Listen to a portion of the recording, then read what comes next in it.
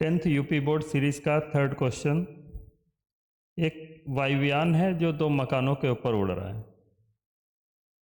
ये हमने मान लिए दो मकान हैं, इनके ऊपर इधर कहीं वायुयान है, ये उड़ रहा है।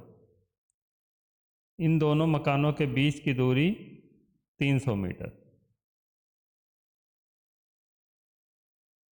ठीक है, ये 300 मीटर।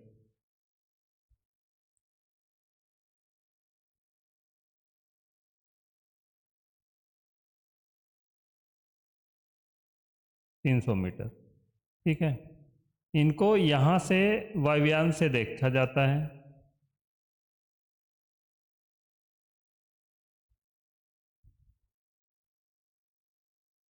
दोनों मकानों को देखता है। ठीक है, अब हम इसको कंप्लीट करेंगे। ट्रेंगल को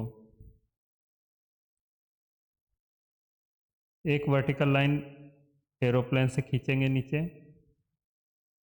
ठीक है, तो इस तरह से जब ऊपर से देखता है इसको तो अवनमन कोण बनते हैं। हमेशा ऊंचाई से जब नीचे देखते हैं तो अवनमन कोण बनते हैं।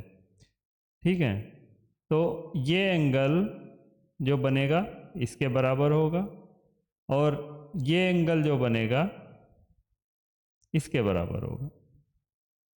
जितना इस वर्टिकल लाइन के नज़दीक एंगल होगा वो उतना बड़ा होगा। तो सोचने बिना किसी डाउट के आप इसको 60 डिग्री लिखिए और इसको 45 डिग्री लिखिए। लिखा हुआ है, एक 45 डिग्री है, एक 60 डिग्री है। ठीक है, तो जो बड़ा एंगल है वो 60 डिग्री हो गया और छोटा यहाँ 45। यहाँ पे जगह नहीं इसीलिए हम यहाँ पे लिख नहीं रहे। ठीक है, तो ज्ञात कीजिए वायुयान कितनी ऊंचाई पे। ये हमें एच फाइंड करनी है। ठीक, देखिए ये वाली इनके नाम लिख देते हैं, ओ, ए, बी और सी। डायग्राम आप समझ गए। ये ओ ए की बीच की दूरी 300 मीटर दे रखी है। जब कोई ट्रेंगल होता है इस तरह से, इस पूरे ट्रेंगल में देखिए, एक यहाँ पे हम बना के समझा रहे हैं। एक्चुअली हमारा पर्पज है आपको समझाना। ठीक है, तो टाइम लग सकता है थोड़ा, आप टाइम दीजिए थोड़ा सा, लेकिन समझ जाएंगे तो एग्जाम में कर भी पाएंगे। ये ट्रेंगल, ये हमने ट्रेंगल एक बना दिया। राइट एंगल ट्रेंगल की बात हो रही है। ये जो एंगल होता है हमेशा राइट एंगल होगा क्यों, वर्टिकल लाइन है। ठीक है, तो अगर एक एंगल इसका 45 डिग्री है, ये ट्रेंगल हमने कौन सा बनाया, ओ सी बी। ओ सी बी, कन्फ्यूजन ना रहे इसलिए हम आपको यहाँ पे समझा रहे हैं। ये 45 डिग्री है, ये 90 डिग्री फिक्स होता है, तो 45 डिग्री, तो ये कितना बचा, ये भी 45 हो गया। क्यों हो गया भाई, 90 40 145, 90 में 45 145 और फिर कितना जोड़े कि ये 180 हो जाए। बताओ,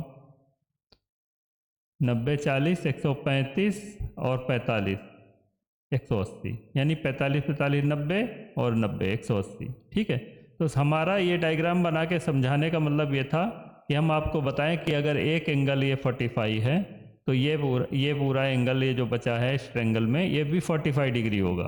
ये पूरा एंगल कितना होगा, 45 डिग्री। अब एक और प्रॉपर्टी होती है, किसी भी ट्रेंगल में अगर दो एंगल समान हैं तो उनके सामने की साइड भी बराबर होती हैं।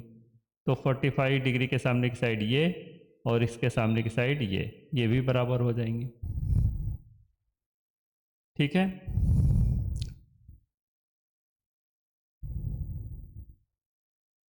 तो ये अगर एच है, ठीक है, 45 डिग्री के सामने की भुजा ये और इस 45 डिग्री के सामने की भुजा ये कंप्लीट, ये अगर एच है तो ये कंप्लीट भी एच हो जाएगी, ये पूरी एच हो जाएगी।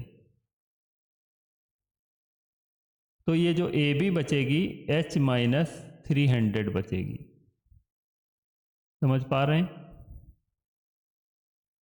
ठीक है, तो यहाँ पे हम ये देखिए लंब बटे आधार क्या होता है, tan की वैल्यू tan 60 डिग्री बराबर tan 60 डिग्री बराबर, ये किस ट्रेंगल में लगा रहे हैं, ट्रेंगल ABC में, ट्रेंगल ABC में, ठीक है। tan 60 द्वारा लंब बटे आधार h अपान h माइनस 300। अब tan 60 की वैल्यू आपको पता होनी चाहिए, √3 is equal to h upon h minus 300। Cross multiply कर दो तो हो जाएगा h √3 माइनस 300 √3 बराबर h। h को एक तरफ ले आओ, h √3 माइनस h बराबर 300 √3, h कॉमन ले लो, √3 माइनस 1 बराबर 300 √3, तो h बराबर 300 √3 अपान √3 माइनस 1। आंसर तो यही हो गया, लेकिन अगर आपके ऑप्शन में ये आंसर ना हो तो आप इसको थोड़ा और आसान कर सकते हो, इसको मल्टीप्लाई कर लो, √3 प्लस 1 अपान √3 माइनस 1, इसको a प्लस बी और प्लस 1 है, ठीक है, a plus B a minus 1 वाले फार्मूले से इसको खोलेंगे तो हम यहाँ पे लिख दे रहे हैं, जगह नहीं है, ठीक है। तो ऊपर हो जाएगा 300 √3 प्लस 1, 300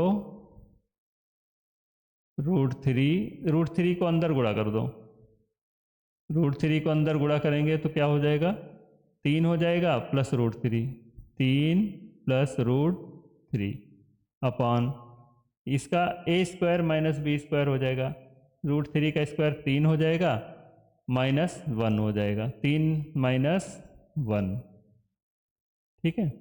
तो ये हो जाएगा 300 √3 प्लस √3 अपान 2, 2 से काट दो 150, तो आ जाएगा आंसर आपका 150, 3 प्लस √3, ये भी आंसर हो सकता है, ठीक है। आप इसको भी आंसर लिख सकते हो और ये भी आंसर हो सकता है, दोनों ही आंसर हैं, कोई इशू नहीं है, ठीक है। उम्मीद है समझ में आया होगा, और अगर आया तो प्लीज़ लाइक और सब्सक्राइब जरूर करें। Thanks for watching.